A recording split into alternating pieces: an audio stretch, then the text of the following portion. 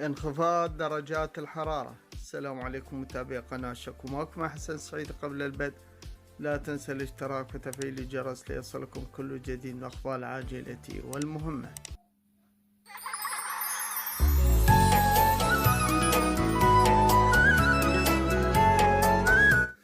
انخفاض درجات الحرارة وزخات الرعدية خلال العيد في العراق.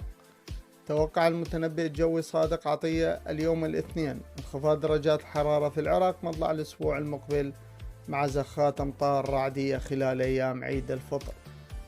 وقال في صفحته على الفيسبوك اليوم إنه متوقع أن تشهد درجات الحرارة انخفاضا محسوسا بداية الأسبوع المقبل في الوسط والفرات الأوسط والشمال، والانخفاض أقل في الجنوب.